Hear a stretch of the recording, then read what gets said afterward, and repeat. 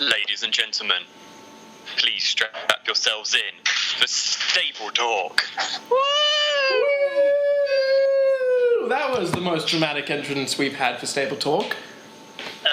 Mr. James Kelly, who got stage fright before having to do the introduction. Yeah, that's far cry difference, isn't it? Me wooing on a podcast compared to me going, oh, hello, hello. I was expecting a Benedict Cucumber kind of intro, though. Some kind of... Oh, really? My name is James. Instead of Khan, but you know. I think you think my voice is too good. Like, you guys seem to like the British accent, but... Yeah, there is that generic American affinity for the British accent. It's like... It's like when you hear your parents' voice, and, you know, it's, like, comforting in its own way. Yeah. Oh. Well, I know who has a really cool voice, and that is the newest person on our podcast, Krellak. Oh, snap! He sounds like an actual Oh, snap! Transition! Transition! Yeah, Hello. we should introduce our new artist. Yeah. I want to properly title you. I don't want to misgender Zerg. It's fine. It tickles my shackles, that does. Oh. Cochlea is the word you're looking for. All right, thank you. I had no clue what I was about to say. Yes, I remember that joke. 8th grade was a good time for me. Talk about yourself, Krellak. We want to... First off, this is Stable-Tec. New member, Krellak. How's your sex life? Fine. That's right. It's fine. Oh, I thought you said 9. I'm like, hey, that's quite the hookup. Oh. Man, it's quite the pile. This is some DJ Pony shit right here. Oh, yeah. I'm pretty sure he just sleeps in mares. Either that or he sleeps in... No comment. That joke is too easy to write. I don't even have to take it anywhere. There's some members in the chats that want to be in the podcast. Well, they can frickin' knock on the door. No, how do we have... That's up to James, I think, to add them. Yeah. If we can get this to 9 people, right, we're getting somewhere. Okay. Krell. Don't just put out links to join the conversation, Krellak. Okay. Krellak. Oh, yeah. Like, if they 9-horse hookup, here we go. The whole studio with the podcast.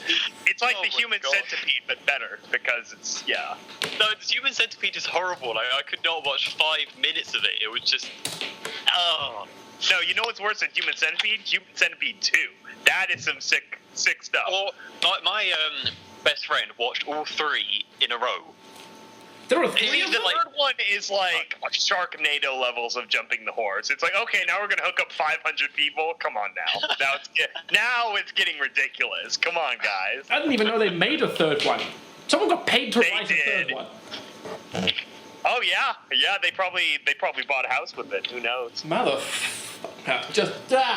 Here we are. We're sitting here writing these amazing scripts completely for free, and some asshole got paid to write the Human Centipede 3. That makes me sad. I just like to put it out there. If someone wants to pay me to write Human Centipede 4, I will absolutely do it for the right paycheck, and I will top the first 3. Absolutely. Yeah, you're gonna have everyone connected by the deck. No. Same basic format, but you mix it up. It's not just humans. You got humans, you got horses, elephants. That'd be hilarious. I like, you have to connect to the elephant through a giraffe, say, because of the height difference. You see? This is the kind of gold you could pay me to write. Oh my God. Sorry, what? Honestly, that's actually kind of like a good idea for once you've jumped the shark in, number 3, just fucking go for it, Oh, they absolutely jumped the shark in number 3. Welcome to Stable-Tec, bitches. This is what you're here for. Oh, God. Oh, I fucking God. How is this? Discussing what? Oh my God, is there another person in the call? Welcome to the orgy. Oh my God, it's Webkilla. If only we had Daniel Mohan in here, he could sit in and be like, just his reaction of all of this. His Then we'll have reaction all the would be epic something voices. along the lines It'd of be this nice to be with tied an me Irish over. accent. I was going to say that for the audience listening. This is my actual voice. I'm not pretending. He's not kidding. Yes, it's not like Filthy Frank where he's just putting it all. He sounds like a ghoul. Like, honestly, we can just have him voice all our ghoul characters. Well, Terminal Secrets might need a few male voice actors, so... Terminal Secrets needs a lot of voice actors. Episode 5 is basically just going to be a whole... It's going to be a marathon of stables. Yeah. We also need female VAs just in general. So if you're a woman, if you identify as a woman, if your voice identifies as a woman, we could definitely use it.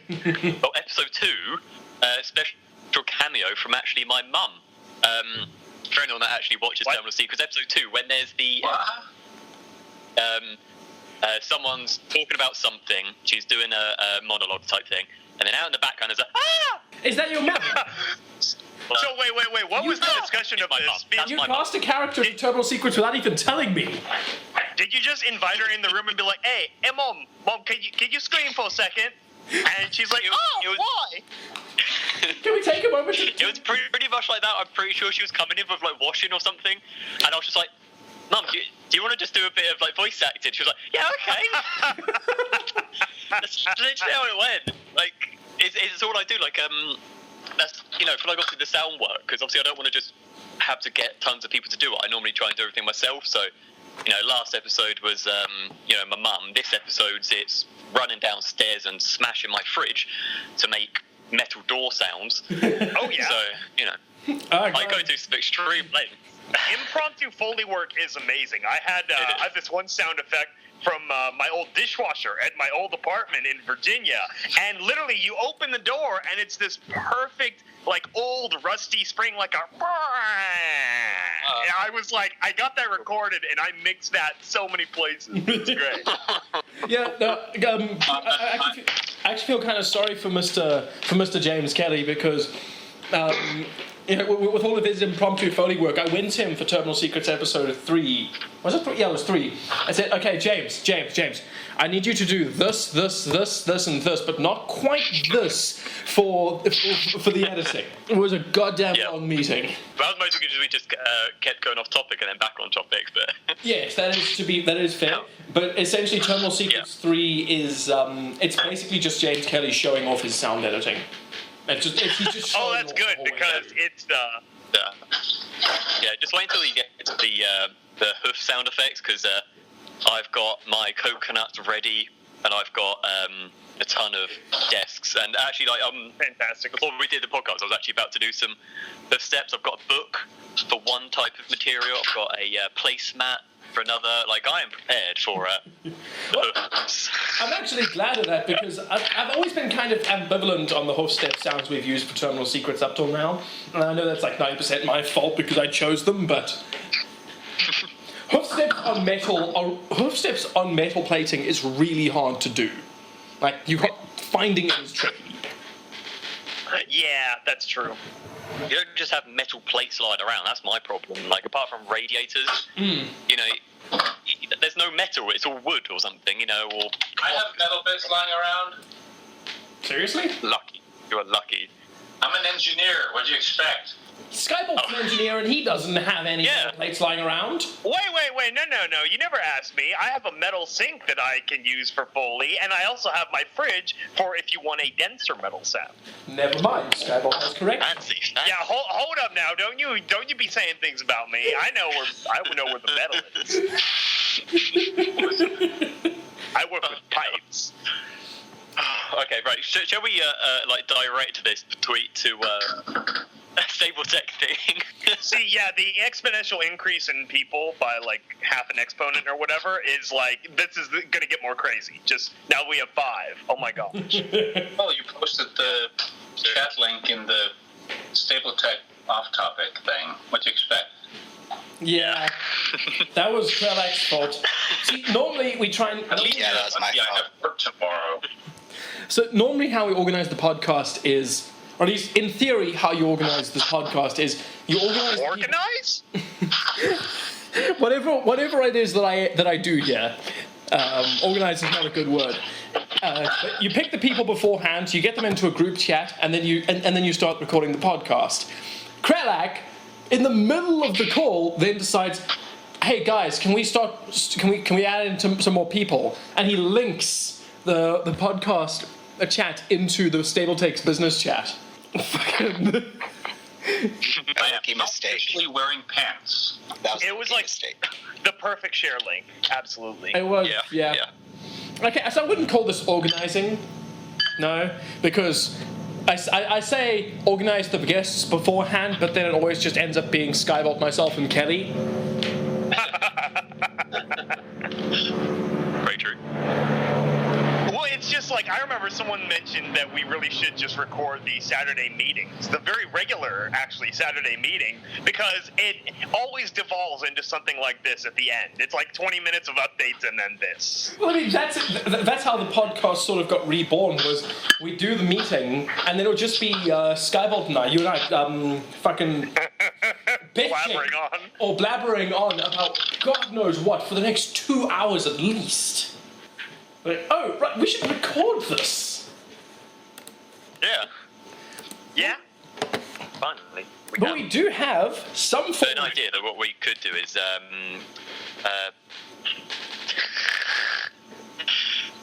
was really Stephen Hawkins in. Those all your porn torrents, dude. So, guys, we're about 13 minutes in, and we haven't spoken about the big news. Fucking the animatic, which came out earlier today at the time of recording. Unrecognizable. Can anyone else understand James? I can't. I cannot understand him. Oh my god. What do you mean? I you wonder don't if it's like understand? Boomhauer. Oh, animatic. I heard a key word there. Animatic. Right, okay. Animatic. That's the one word I heard from James there. I wonder if it's like Boomhauer, where we all sound like that to him through the Well, that's a good recording. point. Yeah, that's a good point. Yeah, sorry about that. I'm on South Africa. But yes, animatic is something we could talk about. That's something that recently happened on the channel. Yeah. Vaguely recently. Yeah, it was only like. Very good animatic, I might say, just so you know. But I've seen worse. Sound like a speak and spell.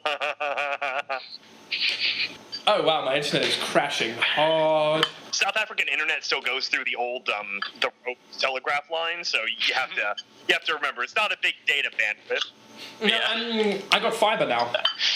Yeah, it might be a good idea to, I don't know, somehow try to keep future podcast members like somewhat geographically located. I mean, to be fair, the three of us are all 4,000 miles apart in all directions, and we're like the core three now. yeah. Oh fuck! I need to calm down. This is a hectic podcast already.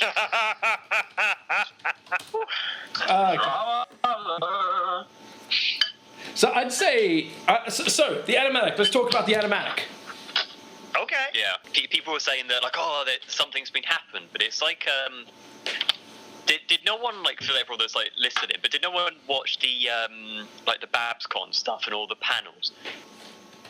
But yeah, no, the animatic is actually like a year old overall. It's like those are obviously there's like sort of 3 or 4 distinct segments that got produced at different times, and so it's basically, you know, different sections that different animation teams have worked on top of the puppeteers who are working on that whole bit in the beginning that hopefully you all watched. Yep. And that's the price of having volunteers. Yeah. Yeah, because the volunteers don't set a price. Well, more like volunteers don't necessarily remain in the studio forever. Well, unless they're, you know, me or Mohan or fucking SkyBolt. I was gonna say, you're gonna list me third? I've been here since freaking October 2013, bitches. Yeah, I've been here since. I've been here since November 2013. So you beat me by a month. This is literally like my 3-year anniversary with the studio. I'm an old man brony. Right? It is, my 3-year anniversary is next month. You beat me by a month. Oh, that's so sweet. We'll hold a party for both of you two. Yeah, James is like freaking baby New Year sitting in here. I actually wrote it down on my calendar for when I joined, so I could look back whenever I wanted and be like, yeah, I've been here for 3 months. Actually, yeah, I want to know. So, I joined. No, that's too far. Sorry. I haven't been here that long. I just went back like an entire year, and I was like, shit, no. Nope. I think I joined in April or May or something. Yeah, something like that. So I've been here for a while, but you know. And God bless him for being here. Good Lord, it would be hard to do Terminal Secrets without Mr. Kelly here to do the editing. Yeah. Apart from college, but UK college, which is just high school. But yeah, I've got tons of fucking deadlines, and it's pissing me off. I know that feel. Like, work got crazy for me. Yeah, same. That's the thing of... Yeah. Go on. You know, the freaking deadlines and so it gets really, really annoying trying to do fucking Terminal Secrets and Stable Talk, but then, you know, I'm at film school at the moment, and that's just a nightmare and a half. And then if anyone's like me, you join tons of other shit and then take on too many responsibilities and... Absolutely. Yeah. It seems to be like a common theme, but like this entire like sub-fandom is just people getting really, really busy with shit and then not being able to do shit because they've just taken on like, you know, freaking 2 weeks worth of shit in 1 week. Fucking just... right. I'm pretty sure Yeah, pretty much. I'm pretty sure SkyBolt's starting to get really, really sick of me messaging him saying, so I've got this new project. Oh my gosh. You know what? Well, for me, I'm trying to find the time to actually edit freaking Confessions episode 5 because I have almost a full set of audio, and it's just like suddenly real life hit me with this like all this overtime and this freaking BS at work, and I'm like, damn it, I don't have free time anymore. So I'm working. I originally wanted to come out with it soon-ish, and now it's like slightly more soon-ish. So give it time, soon-ish, sure. Yeah, Stable-Tec runs on Valve time now. No. Yeah, also we run on, Stable-Tec doesn't run on Valve time. We run on CD Projekt Red time. You'll get it when it's ready. That's their What a reference. That's their sort of so if you look at the trailer for Cyberpunk 2077, they don't say it's coming soon, it's coming when it's ready. It's coming when it's ready. I mean, that was what That's what happened. That's what SkyBolt's mother said last night too. Oh! So I thought we were past that. I'm gonna breeze right past that. And what was I saying? Okay, so freaking yeah, Confessions 5 is on the way, and so is Terminal Secrets 3, which I wrote. Thank you. And I helped. Shit. What else? Yes, you did. Yeah, and you also have to remember, everyone, that I'm doing pretty much all the art for Confessions now. Luckily, we have one new artist who's great, and he's helping me with one piece, so whenever he's done with that is also my new release date threshold. So you got to give me time. I'm doing my best, and I think I'm doing all right with my part of the artwork. And this time, hopefully I'll remember to put this up in post. If everyone could just, if all the people listening to this could just direct their attention to the video screen, and if I've not been a lazy asshole, you'll see a picture of, from our new artist, the work he did, a rather interesting piece of Duchess Rose Petal. Yes. Good characterization. That's what I love. It's all about the emotions in the face. And what's happening behind it was a cheeky picture. She looked very cheeky in the drawing. Cheeky's one word. Well, it'd be quite nice to hear everyone in the comments section. What do you think's making Rose Petal blush? You see, you're saying that like you're going to remember to put the picture on screen, and that's there's literally zero chance of that happening. If you look, so do you remember the last podcast where I promised to high heaven that I was going to add timestamps in for people to navigate the podcast more accurately? Yes. And it is still not there. I still have not done that.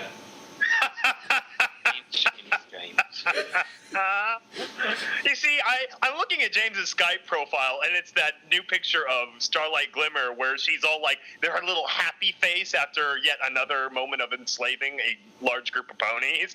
And it's just like, it's so ridiculously fitting in this situation. Just like, yes, I'm fine. You forgive me. I'm fine. Yeah, no. That's Starlight Glimmer's face when she discovers Twilight's secret fanfic folder. Oh, yeah. Also known as Library 3. Right. You see. I'm more like Gloriosa from the new Equestria Girls movie. Don't worry, I got this. Gloriosa. See, I did see that torrent of the movie. I have yet to watch it yet from whatever Spanish news network that they put it on. Right. I watched it. It was all right. It was nothing special. It was kind of forgettable. Which is a shame because You can't really top the second one, though, can you? I mean, Rainbow Rocks really sort of encapsulated the entirety of the whole Equestria Girls thing. Rainbow Rocks is definitely my favorite, but I really like what they did with Friendship Games. I think that it's close. Like, it almost ties with Rainbow Rocks in quality. Yeah, it wasn't bad. It was just slightly lesser. The thing is, I really love Sunset Shimmer as a character. She's really interesting. She's so interesting that they had to make a Control-C, Control-V version for the actual show. Yes. Don't even get me started on that. Actually, no. The worst person to talk about that is frickin' Mohan. Oh, really? Oh, see, that's why I want him on. Think of a little Irish rant like that. That would be awesome. Oh, God. Maybe I'll get him to record a rant about Starlight Glimmer and I'll make him... And it can go over the credits of the podcast, if I remember. Or if I am not too lazy to do it. I should not be running this podcast. I should not. I think it's a miracle that Terminal Secrets makes it onto the channel. It's good stuff. Yeah, it is good stuff, yeah. We'd just be nagging you if it didn't get put up, because it would just be like, where the fuck's the next episode? Like, oh, God. We're all waiting to listen to it, man. Yeah, exactly.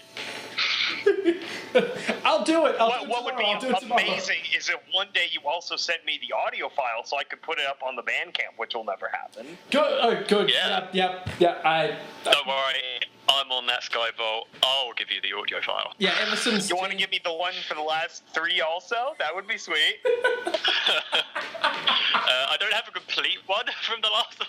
I could give you guys a time portal to 4 months ago when I had this discussion with James before the first episode, and I even spent the time and I edited an album art for said podcast that looks like the video art, and that just sits on my computer all by itself, lonely.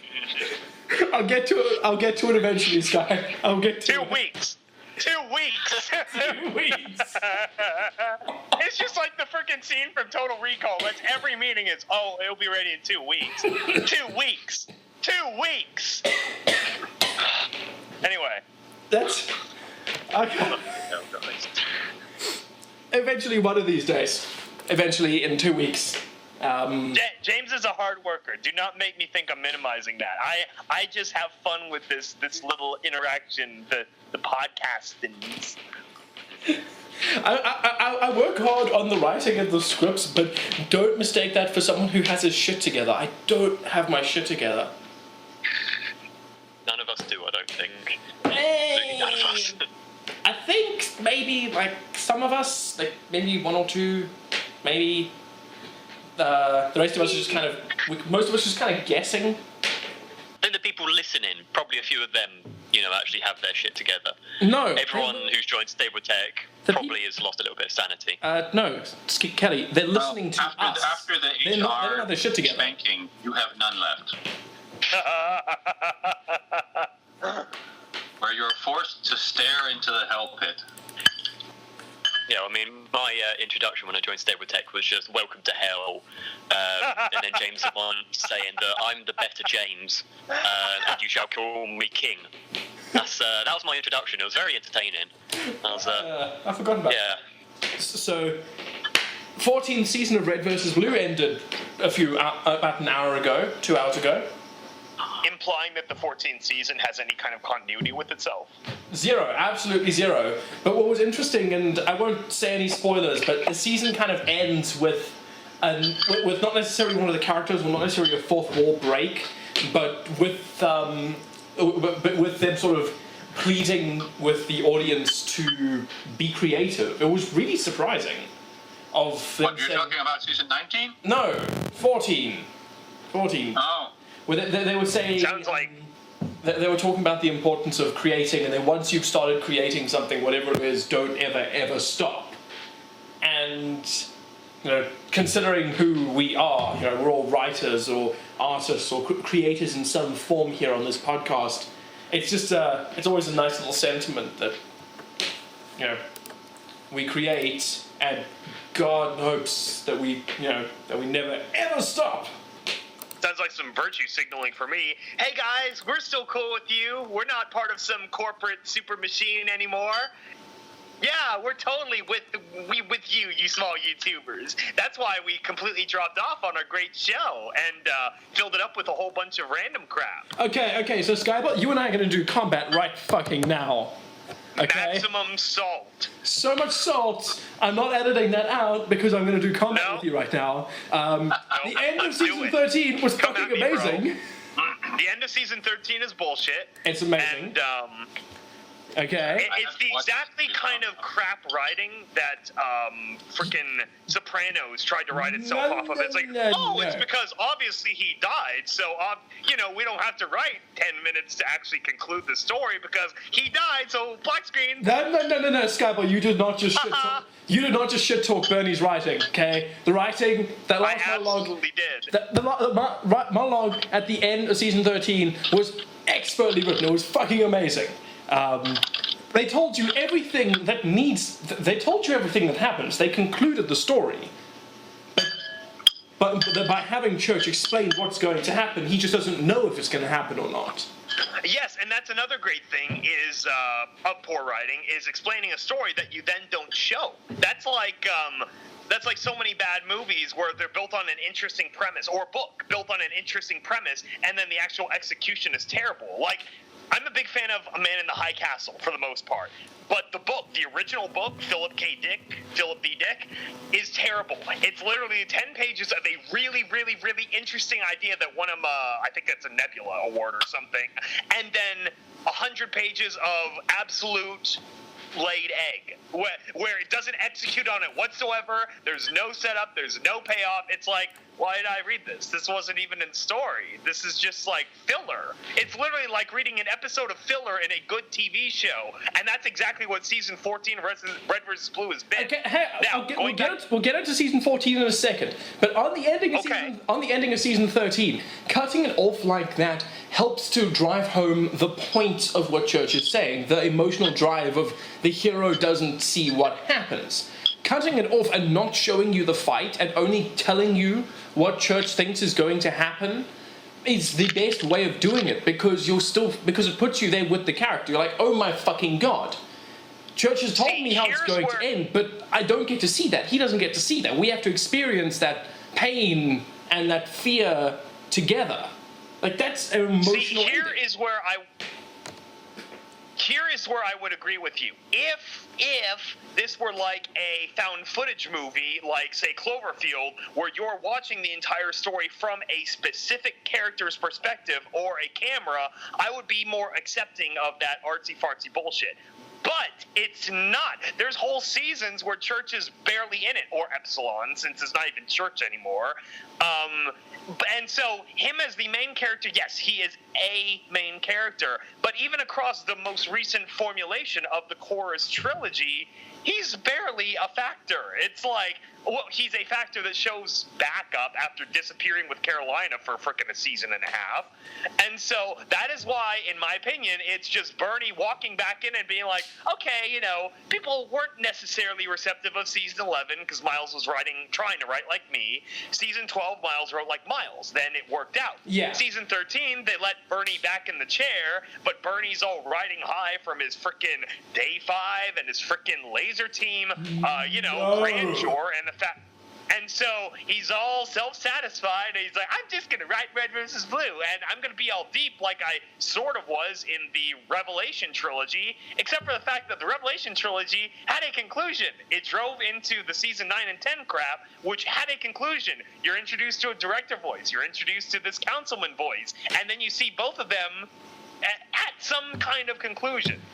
Like, if I could have watched the first 5 episodes of Lost and then been like, it's probably going to be some crap about, like, they're in purgatory, right?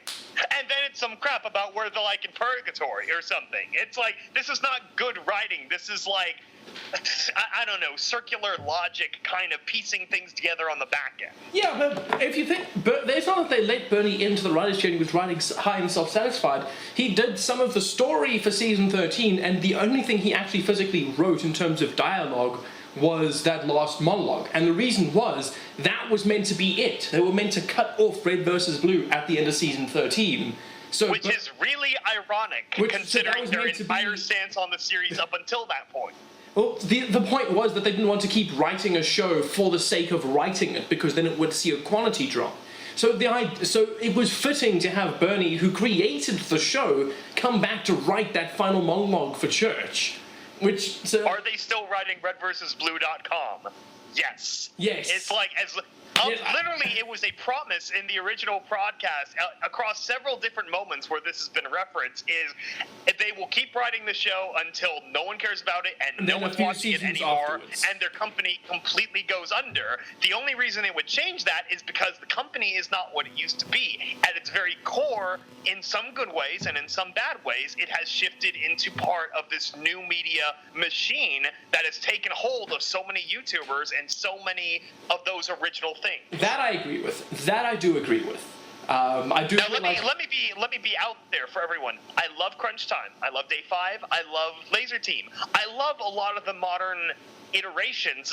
Ruby. I actually like Ruby more than Red versus Blue because they obviously stopped caring about Red versus Blue. That doesn't mean that it's the same as it was. And I'm going to be one of those back in my day kind of people by saying I've been watching since season 3, and whatever the original spirit was is gone. So yes, I agree with the fact that they did need to wrap it up at some point. Yeah. But this season 14 and the last episode of 13 is like the last season of that 70s show or the last season of frickin' Roseanne, where it's like, yeah, we don't know what to do, and we're just kind of putting it out there because it gets the clicks, the metaphorical clicks, and so there you go. Yeah. Oh, this is our most expensive season, but it's also a lot of cross-promotion with our big buddies like Freddie Wong. Ooh, isn't it a lot of money? Look at how much money we can spend. We're going to blow up a warthog. Ooh. Okay, to be fair, that was the kind fucking of crap hilarious. I hate. It's like, hey, $10,000? That sounds like something we could use to pay animators to build puppets and actually get the season, like, cranked out or something like that. It's like, it's metaphorical flaunting of money. It's like tech racks, but taken to a very sick extreme. Yeah, but see, that's criticism of the company. We're specifically talking about Red versus Blue at the moment. Bernie is basically the company in a metaphorical sense. Not because really. He's one of the pillar guys, and he's the creative, executive producer, driving force behind a lot of it. Not even anymore. Matt's CEO, but Gavin Free's now the creative director. And Matt is arguably worse, and Yes. Gavin is great. So I like, in general, Gavin. And Gavin I like the other guys took too, over but it's all about approach. Yeah. But it's sort of... Anyway. It's sort of that, yes, I agree, Red vs. Blue has lost some of the heart. Like, it's it's not those first 10 seasons. It has lost a lot of that feel of being these assholes in a room, basically making really funny and ridiculously emotional stories. I mean, Red vs. Blue is still my favorite show of all time. It's the reason I became a writer, and that I'm now in film school and so on. But I agree that it has lost some of its soul. You want to know where part of my problem really comes from is the spirit of the change, which is the fact that Halo as a franchise is going through the same problem, where it's changed hands to a different studio, so to speak, and they've fucked it's it up. growing pains of their writing. 343 is I'm straight up transferring fucked it a up. little bit of that salt across the spectrum because it's a worthy enough comparison. Yeah. Look, to be fair, I think we can at least agree that the writing in Halo 4 and Halo 5 it's ridiculously bad. 4 was alright. Let me explain. 5 is fucking horribly written. Halo 4 was good writing with absolutely crap gameplay. Alright, Halo 5 is Call of Duty clone gameplay, so it's decent enough, it's proven enough, but the writing was just like, yeah. The writing was so bad for Halo 5. I mean, laughably so. Yeah, I mean, the whole red herring campaign of the marketing, the hunt the truth BS, and then all this freaking whatever the guy's name is, Spartan Noble or Spartan Locke. That's it. Yeah. So the thing is that the only good part of Spartan Locke was the freaking movie they made, the live action movie where he drops the havoc on that one asteroid. That was great. The best part about Nightfall. The best part about Spartan Locke is that it sort of pushed Mike Coulter's career to the point where he ended up as Luke Cage. That was yes, and that's a great thing. That's like a good side effect of that. But the fucking Halo 5 is... The problem is that with the Hunt the Truth stuff and the two sides of the same coin and the hunting the Master Chief, that was a cool story. I was so excited. And then the actual story was really, really dull and really bland. And it's like sort of, hey guys, people want to play here's a main entry to the Halo games. Let's have 15 levels, 12 of which you don't play as the Master Chief. 3 levels don't get me that you play as started the on Chief. that. Can we turn this back to My Little Pony? No. Let's go to happy times. To be fair, James started the argument. I just expressed a little bit of upsetness. A little bit. Well, a little bit. SkyBolt, this is like... Well, if we want to talk about Salt, we can talk about how horrible the new Changelings design is. Yes. Oh, the baby my changelings? god. Oh my god. Not the baby ones, the reformed ones. Yeah. Like, From the league season finale. let's just get this out I of the didn't see that. Alright. Yeah. Let's just get that. Let's get out of the way so that we don't seem 100% salty. I loved the season finale. I think it's one of the best season finales that the show has had in a long, in its entire runtime. Forever. I agree. Crap, I haven't watched it yet. It was really funny, really different, really unique. A great story, great setup, it was freaking awesome. And the ending was just executed so well. The only problem I have is the new Changeling design. It's the only. Yeah, they look like Babby's first OC. No, really? Are they like black and red and all that too? No. We are talking pony generator levels of I can kind of see what they went for, with a very almost a deer-inspired design. With I didn't get as much. I didn't get a deer vibe. I got more of a colorful, nice insect vibe. I got deer. No. But I'm trying to look for this. I want to know what the hell these look like. Yeah, I have no idea what you're talking about. Someone send me a link. So, I got a link in a few seconds here. Also, All right. seeing the Changelings for the first appearance of Chrysalis in the finale. Wait, what? So creepy. What? Yeah, there it is. What the hell is this? That there is. Do you remember Thorax from the season start? The changeling who was nice. The Changeling who Spike befriended. That's him. That's him. Yeah, he's that's now him. king of the Changelings. No, that's freaking BS. That's not how it's done. Oh yes, of course. We That completely is forgot about the fact. disgusting. Guys, just realize Like I something. said, No. Babby's first OC. That Thorax looks like is the DHX colorist needs to be freaking fired because yikes. Right. Yeah, the color Thorax scheme is is off also- a lot. It looks like they just slapped a bunch of colors Yeah. on one character and just said, "Here you go." Sick. I'm My sorry, issues but with the my colors crappy is like- photoshopping, it's I like could weird use. antlers and crap and a tail that looks like half of a wing. Right. Makes no sense. Yeah, this is literally like a hodgepodge kind of like. That wing is like the little sprite deals, the Scandinavian sprites. The wings look like a reject wings that they haven't used yet. And then the horns are like, yeah, this isn't a changeling. This is like freaking platypus, the pony. Yeah. But that's why I say I think what they were going for was some kind of nice looking insect thing. Because I'm thinking some kind of horned beetle. I don't know. More creativity was put in the Fallout Radstags than this thing. What the heck? King Thorax. Also, can we talk about the fact that Thorax is the first male ruler in MLP? Shining Armor doesn't count. He does not count. But No. so we got. He isn't a male. He doesn't count as a male. We've got princesses. We've Yeah, he got doesn't count as a queen. male. He's more like a housewife. He's the trophy husband. Yeah. He is. Yeah. No, that is fucking too similar. That is. Wow, that's very similar. I mean, I'm not.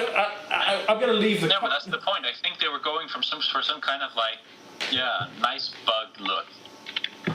I guess so. The irony is that the more brightly colored a bug is in nature, the more poisonous it is. It's literally like, Science 101. It's like all these shows about friendly bears. It's like, bears aren't friendly. Bears will rip your arms off and eat them. Well, you have just revealed the dark secret of Thorax. See, he is, in fact, truly toxic. But what he does is he goes on Tumblr, starts shitposting. See, Thorax is the one... Thorax is one of those assholes just constantly posting Harambe memes and shit posting about dank memes everywhere. Oh, dicks out. Yeah, he starts posting, make Equestria great again. Yes!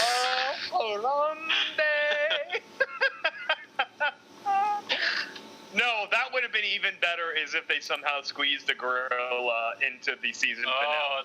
Just out of pure meme exploitation, which is what half the show is anyway. Oh, man.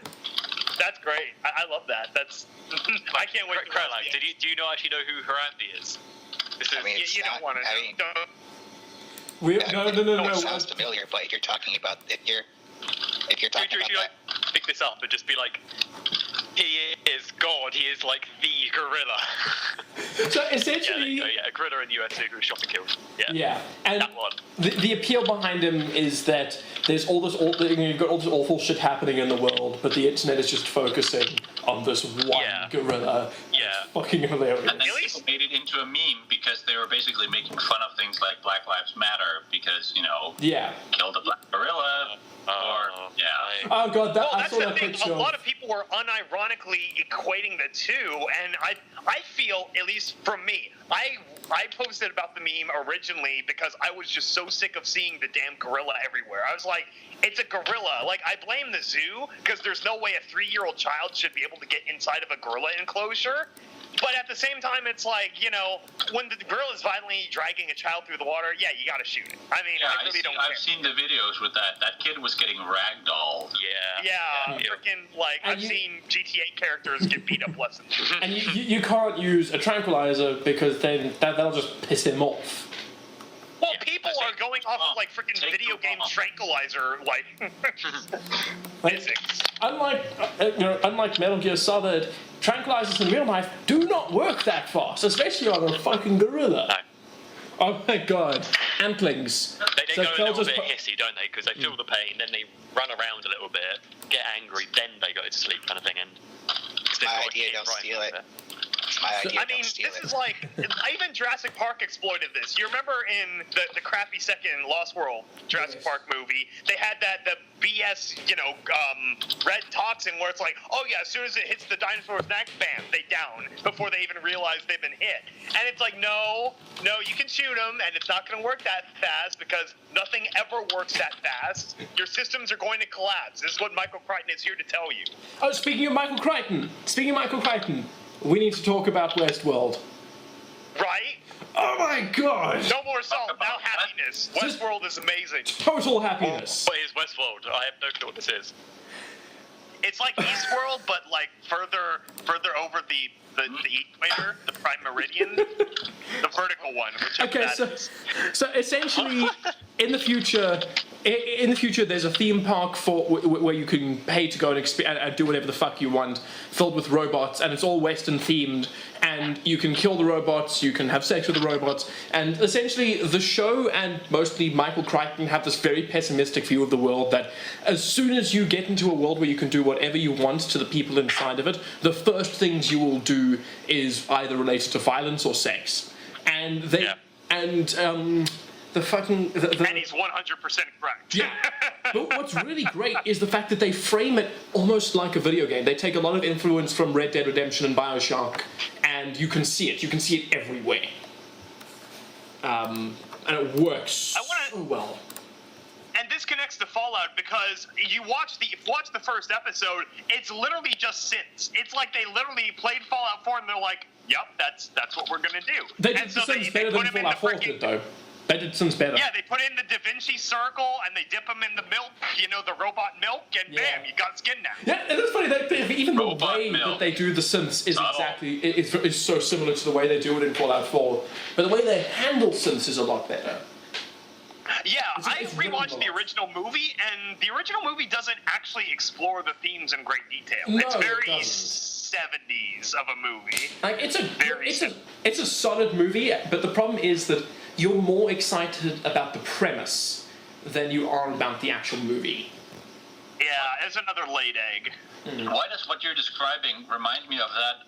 Was it a Disney movie a couple of years ago about some kind of some girl who got a badge that would intermittently sap her into a parallel dimension?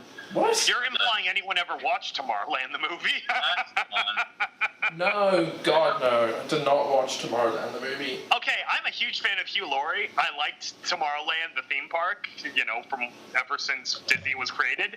I never watched, and I like freaking what's his name, Brad Bird. I didn't watch the movie. The movie marketing was terrible, and from what I heard, the movie is equally terrible. So It looks yeah, so hopefully, if you saw it, you enjoyed it. Yeah. It wasn't that. I mean, it had some very interesting, again, premises and concepts. I mean, just the idea about being able to go back and forth between dimensions, sort of, and all that. Plus, the way they described the tech was very, well, it was very Fallout-ish. I mean, Oh, really? bash. I mean, the guy in the trailer, you saw the bad robots trying to get into a house and stuff.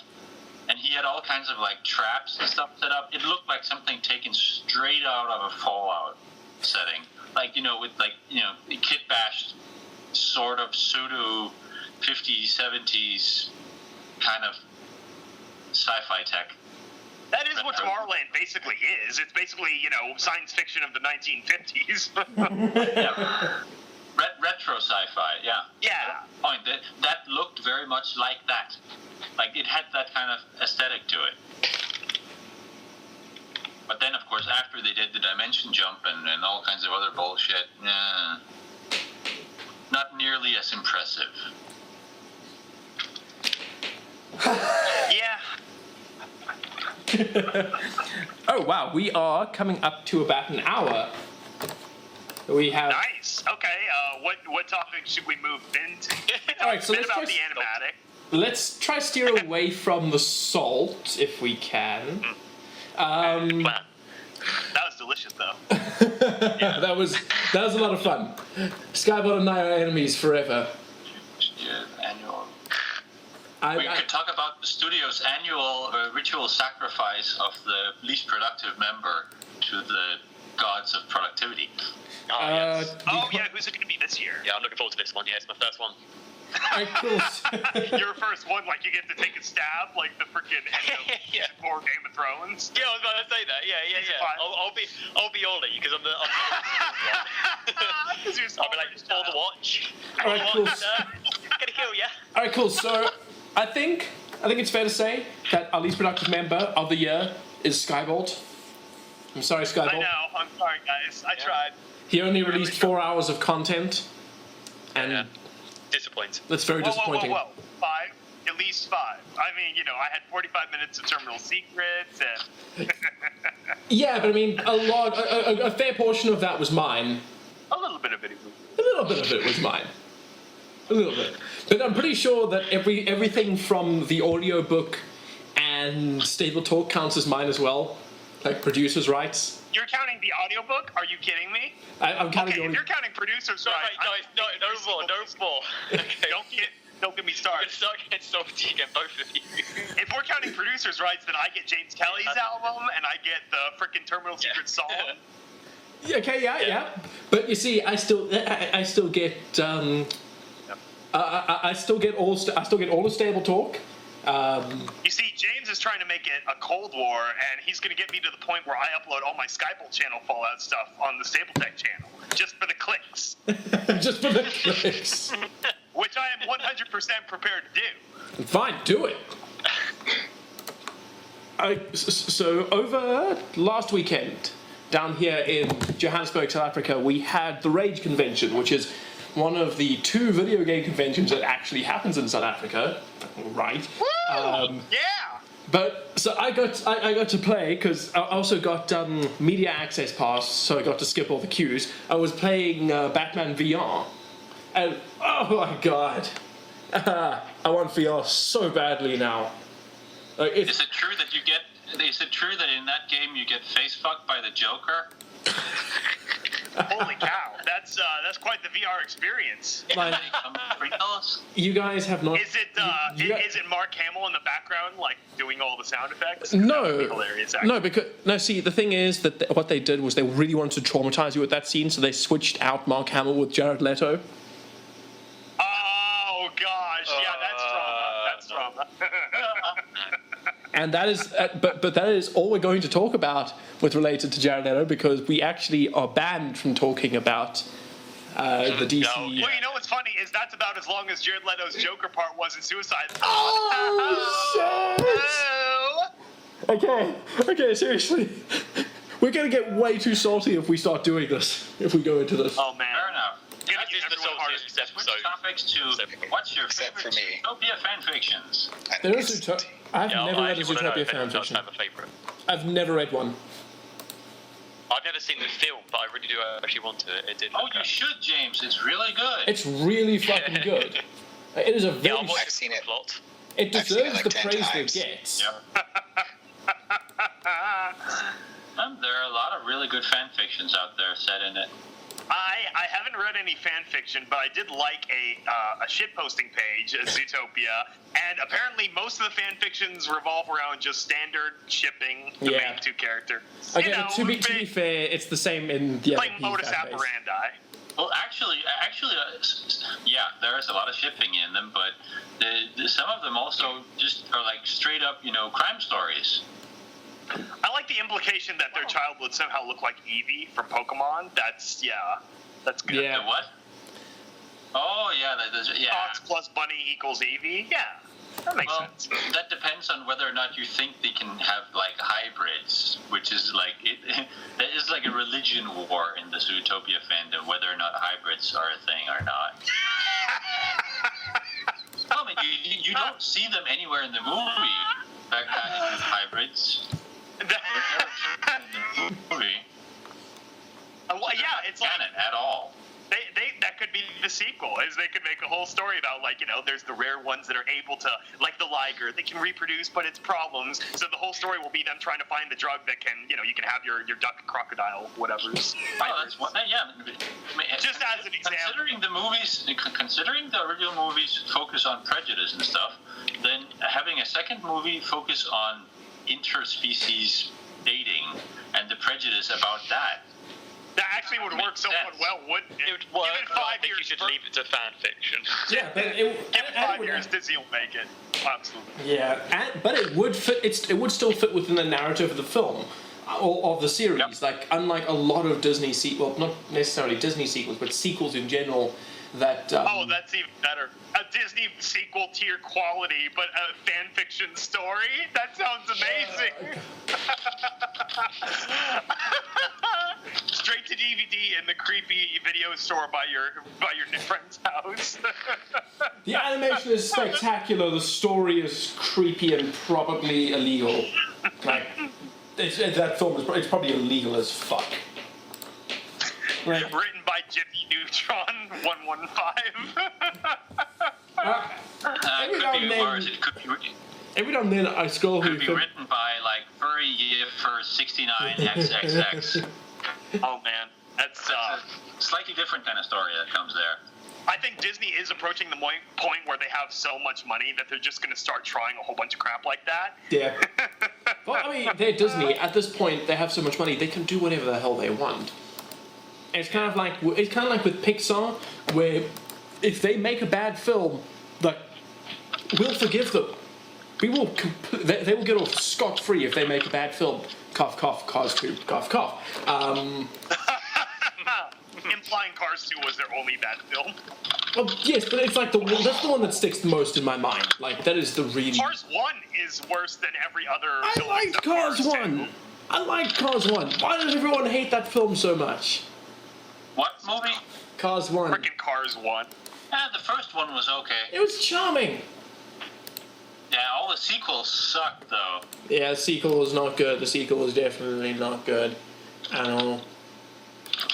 Here's an interesting one, and I can't wait to be lambasted. I really didn't like The Incredibles. Like, everyone goes on about that film. I did not enjoy it. See, this is where your opinion no longer matters in the conversation. The Incredibles is the top three, one of the top 3 Pixar films. Absolutely. It bores the hell out of me. Well, it is in essence a fairly cookie cutter story, but I like how it's told. Not like How to Train Your Dragon. That story has been told a million times, but it's told very well. How to Train Your Dragon is an exception. How to Train Your Dragon is really, really strong.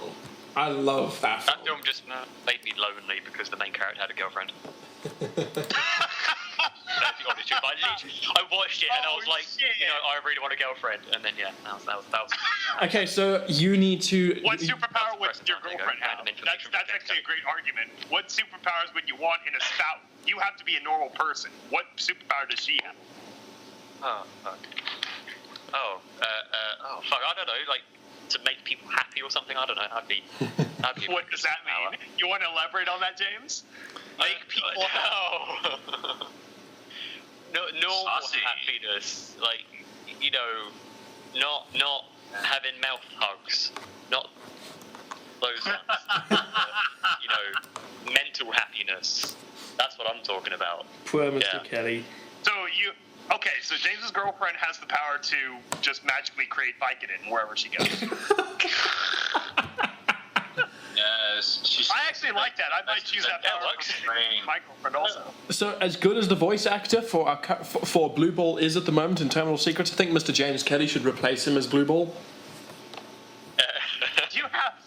I mean, I just can't wait for his plot line to come full circle. I mean, it's in the name. It is. It's so great. Oh, And it does. They do discuss it. They do bring it up. They do bring up the fact. do they? that he loses his cutie mark if he ever gets some. What replaces it then? That's the real Oh, that's a question. good point. Oh, The that's fu- easy. He gets a white droplet as a cutie mark, and then his name changes to Nasty Nut. Oh my goodness. Well, there you go, James. You've got episode 6 all written for you. That's episode 5. That's happening in episode 5. SkyBolt is writing episode 6 for me. Oh, that's right. All right. Yeah. And it's going to be SkyBolt's last episode for Terminal Secrets. Oh my god, yeah. It is. It's going to go out with a bang, not a whimper. Yeah, I mean, you gotta wonder, like, how would a pony who gets like a porn star cutie mark react? How would his parents react? You got to wonder how I'm going to top episode 3. Although, I know exactly how to top episode 3. It's called episode 5. See, the thing is, you challenged me when you released a 4-hour episode of Confessions of a Wasteland Pony. You challenged me, SkyBolt. You're implying that that's going to be the longest episode. I know it's not going to be the longest episode because I have the script for episode 6. Episode 6 is fucking book. Episode 6 it's a really strong episode. But God, it's long. Like, oh my God. Episode 6, since we're teasing it for everyone, it's sort of like the ensemble, the full ensemble episode. Everyone comes back for something. And special guest star James Vermont. I know. Somehow James ended up in the story. What a piece of crap. Can't talk about Yeah, is the stable door just going to suddenly turn up again? She'd be like, oh, hi, I'm here to haunt your memories too. Yeah, James is actually going to be a ghoul Vault-Tec or Stable-Tec employee, a la the Vault-Tec employee from Fallout 4. Oh my God. Hello, my name is James Vermont. Or maybe I should be the ghoul. Yeah. Oh wow, so Krellak's just going to be me then. That's cool. It just works so much better, right? That's it, right? When casting comes around, just make Krellak. Sorted. Actually, Actually, you know what? Crap. Take out the whole ensemble bit. I don't want to tease that yet. I'm sorry. You don't. Okay. No, cool, what you fine. should what you should introduce instead is a bunch of like prostitute ghouls who think that spooge is good to moisten their skin to like make sure that they look living. I am not writing that. Wait, no. Now we're getting into some serious fan fiction territory. I am Oh my not gosh. writing that. There's a. I'm gonna need a paycheck before I can crank out something like that. Yeah. Hey, male ghoul prostitutes are canon. It was in Fallout New Vegas. Well, if it's in New Vegas, Sure, then we've got. Then female it's part got. too. You had to get the cowgirl from the Adam whatever. Well, if it's in New Vegas, then I guess it's perfect Would because you male can't ghouls shit talk New Vegas. be able That's to- against internet law. Yeah, but I don't think what the ghouls would ejaculate would be very healthy for you. It'd probably be very radioactive. And very green. Yeah. Like, Like I Can said, they get it up though? Because they don't. They're dead. So just be limp. I don't know. I think that's like a huge problem. You can't even put Viagra down there because it's just there's nothing there, kind of thing. Yeah, there's no but blood Hancock somehow gets it up. Whoa, Oh my no. god, guys. Ghouls have That's a blood good point. flow. Oh, that's a Ghouls good not point. really Actually, have- Hancock did it. Hancock This gets isn't it up. like the freaking the vampire problem with Twilight. Ghouls are alive. They're just alive with some extra special magic goo. Yes, because we know, and ghouls can get it up because as Dr. Greenshift Because it's already explained. canon in freaking Confessions. No, as Dr. Greenshift explained, they have blood. The glowing is from their blood. It can be quite invigorating. I swear to God. And, he is somehow filthier than DJ Pony, and it's really really creepy because he's basically everyone's grandpa. He is the grandpa of the show. He's literally everyone's grandpa. I mean that is exactly what I mean. Fucking DJ Pony even calls him that. We can all call you grandpa. Oh man. Now it's gonna be fun. I gotta get back to writing episode 7 at some point. I'm literally like halfway done, and then freaking my real life job hit me with all this crap 2 weeks ago, so I haven't been able to add any more to it. I'm still going to get back to writing Internal Secrets 5 while Mohan finishes 4. See, I'm lucky. Bojangles? Yeah. I'm lucky. I have a writing team for Terminal Secrets. SkyBolt has to do confessions all on his lonesome. Because he won't let anyone else help. as a name should only be given to a pony who has like enough genital piercings that they sort of jingle jangle. Holy cow. That's a song parody right there. I get I would have fun doing the sound effects for that. Jingle, jingle. Jingle balls, jingle all the way. Oh, what fun it is to ride. No, you're doing it wrong. It should be, oh, how fun it is to glide in and out of a butthole because I'm gay. I don't know. Wow. Fucking wow. And there you have your thing for the male ghoul prostitute. Well. Okay. Just wow. I have no idea how to respond to that, actually. Never mind. I had a smart ass comment, but it's not. No. Good fucking God. Can we have $1 million butt? Yes. Oh my God. Okay. Gosh. $1 million, but you get fucked up the ass by a male ghoul prostitute. No, I'm not gonna take that. Sorry, yes, because dollars are worthless in that. Dollars are worthless in this situation. 1 million caps, but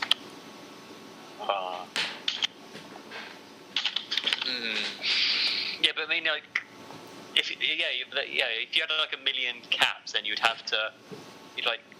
Well, we live in the real world. All we would get is like the next Fallout game, and just be like, "Hey, look, I've got loads of caps. I'm a really huge fan." And that's about what you get. That'd be horrible. yeah, but see, someone already What did you that. got Bethesda's would be never gonna. Half-Life 3. Half-Life 3 coming 2017, confirmed. $1 million, but Half-Life 3 never comes out. Oh, I'd take that. I've not invested in the Half-Life franchise. Yeah. At that point, it makes no difference to you. It's basically just a free $1 million. That's almost like saying, will you take $1 million to have Half-Life fanboys like angry at you for the rest of your life? Like, Yeah. how many Half-Life fanboys would be, hacksaws or, the frickin' ducks people? Okay. Yeah, see, that's the big thing is so Half-Life... No, there will never be a Half-Life 3 you get $1 million, and everyone knows that it was your fault. Yeah, that would actually be really fascinating to, track how that would play out. Like, It's just like the lottery where they announce your name publicly, and it's like, okay, well, now everyone's coming after me. Motherfucker. All right, cool. I'm going into hiding. Sweet. At least you got the $1 million to, help you hide from angry fanboys. I don't think it would last long, though, would it? I mean, is it $1 million that goes with inflation? We've got to get into this economy shit now. $1 million isn't much. Here's the question, though. When you sort of talk about, hey, you get $1 million, or I wish I had all this money. Do you think it either appears from thin air, or do you think that somewhere, someone in the world loses $1 million, like some crime boss or something? Oh, so it's like the box, like Twilight Zone and movie thing? Right, like... Someone has to die that you don't know, and then you get the thing? Yeah. So, but the way it does, it all happens through, the money transfers from from this crime lord's bank account into your bank account. You've now got $1 million, but he can fucking see that it went into your bank account. Oh. And you don't quite know that. As long as the $1 million comes in like one of those sweet aluminum cases, that makes it okay. Yeah, because aluminum cases make it all better, because then those always have a satisfying click when you open them. Absolutely. I think that's or you could invest half of it, give half back to him, and then he won't kill you. Invested in butt-touching games. Why would you need to invest in butt-touching games? Ask the internet. There are butt-touching games. No, invest in making more of them. I mean, I'm sure not only are there butt-touching games, I'm pretty sure that every single fan base has at least 2 or 3 fan fictions where the characters play butt-touching games. I'm pretty sure there's one for Fallout Equestria. I'll guarantee you. There is a name for this somewhere. Rule something or other. I don't think there's a rule for fiction about characters playing butt-touching games. Yes. This isn't sex. This is just butt-touching. Just touching each other's I've literally put in butt-touching games Fallout Equestria into Google, and the first thing is about us, Stable-Tec Studios. What? What? Not even kidding. You gotta be kidding me. No. I'll send you What's it say about us? I don't know if it's going to come out different for you guys, but yeah. Yeah, I got something else. But I got that. I got a link to Derpy Borough. I've got a simulator. No, I've got a whole bunch of other stuff. I've got Project Horizons. Yeah, Project Horizons. Yeah. I've got Project Horizons. I've got Fallout Equestria, Blood and Pancakes. I've got a link to I got Blood and Pancakes too. That's the one that came up for me. Yeah. I've got And Fox then News. staff bios of Stable-Tec Studios is the 6th listing. Wow. Wait. We are popular. Okay, let's see whose fault this is. Who wrote butt in their bio? That's a good point. Yeah. Control F. Butt. Oh, of course it's frickin' Tyler Teschke. Yeah. Dang it, Tyler. Huh. And okay, cool. And we found a picture of SFM Little Pip touching an SFM Velvet's butt. Wait. Oh no! That is not where her hoof is. Page. Have these people on here before? No, wait, no. Yeah, it definitely needs to be updated. Sorry, I was wrong. Little Pip's hoof is not on Little Pip's flank. It's slightly more to the center. Good God. Slightly more to the center. You can't see anything from this angle, but How lewd. it's this just became a loony podcast for loony ponies. It's okay, it's SFM, so it's almost like a G.I. Joe. There's stuff. And everyone in the SFM community just snapped their shit, and they're now pissed off at us, and there's another shitstorm in the comments. Stable Talk Podcast episode 4. 90% salt, 10% West. Good, and SFM butt touching is also good. Yeah. Just in general, butt touching. Has anyone seen the season finale Of what? Yes. of Friendship is Magic? Yes, we were just speaking about that earlier, dude. talked about that earlier with the insect guy. Who the fuck were you? Oh, he was playing the butt touching game. Is what we were talking about. Oh no, there's a part in the episode where Chrysalis, like, she bends wrong. Yes. Yes. That was so creepy. That's brilliant. It's brilliant. Is it like that bit where Pinky bends the other way No. in the season 3 finale? So It's think of the reminiscent of what's it called? Not train watching. train spotting. Train spotting, where the thing crawls. Where there's like a baby that crawls across the ceiling, and then the head spins around. Yeah, that was basically like that. Literally like something taking out of a horror movie. Like, it was fucking terrifying. I was genuinely so creeped out. I think it was the strongest way to make Chrysalis almost appear as a formidable villain, just using visuals and sound effects alone, which is important in a visual medium. That's like... Yeah, you think that would be like a thing, yeah. That's unfortunate. Like, this is one of those things that MLP really... It dances on that line where so often it has the most fantastic visual humor, but then the storytelling is very weak from a visual side. Like, there's a lot of things that they could explain with visuals that they choose to use exposition for instead, which I get it, kids show. But I think there were other ways they could have looked at it.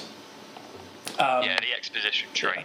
Like if you look at how so now that everyone has seen the animatic, there's no inner monologue. So Mohan had the challenge of writing, of explaining the backstory to Fallout Equestria in that opening, with no monologue or no dialogue whatsoever. Yeah, true. That's what the newspaper headlines are for. Yeah.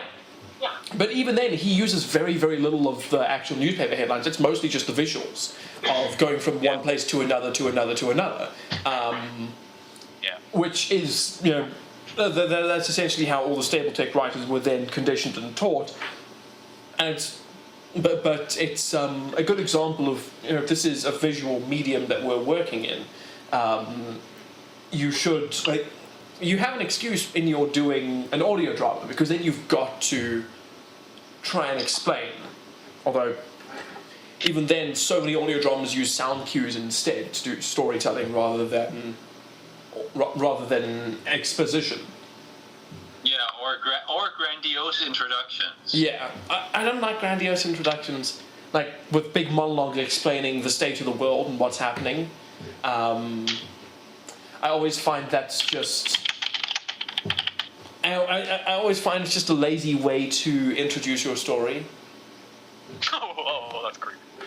I still think we should open with one of those, like the screen, freezes, and then you hear that record scratch and the rewind, and then Lil Pip's like, probably wondering how I got in this situation. Oh my god, yes!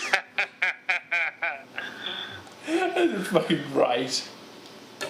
It's like, why did that open every single show from the 2000s? Like, why was that a thing?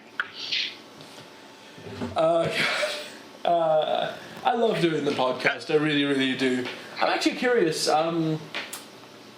This is both to everyone in the podcast and to people listening. Would you like to see the podcast coming in a lot more regularly? What are your thoughts on that? We do them, once every 4 weeks now, once every 6 weeks.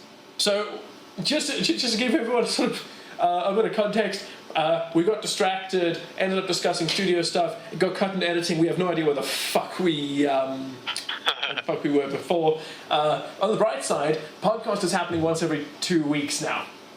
Yay! 2 weeks.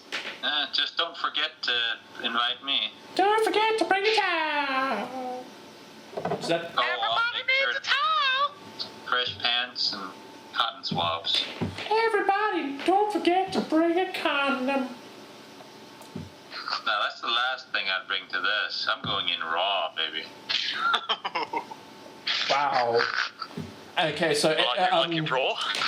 by the way, interesting fact: "I'm going in raw, baby" is the final line of Confessions of a Wasteland Pony. It's not spoken by DJ Pony. It's spoken by Duchess Rosepetal. Oh my goodness. Because face it, she's the one. She's the one on top. She is the one on top of the. Well, that's what they used that horn for. Oh shit! Oh snap! Screwnicorns. I think she's a screwnicorn. No, she's not a unicorn. She's unicorn. Oh, motherfucker. That seems like a great place to end on. This podcast has already run into like an hour and 20 minutes. We work so hard, no one pays us. Someone pay us, please. Someone give me money. I need to eat. Okay. Mr. Krellak, would you mind queuing us out? Yes. Sing the song of our people.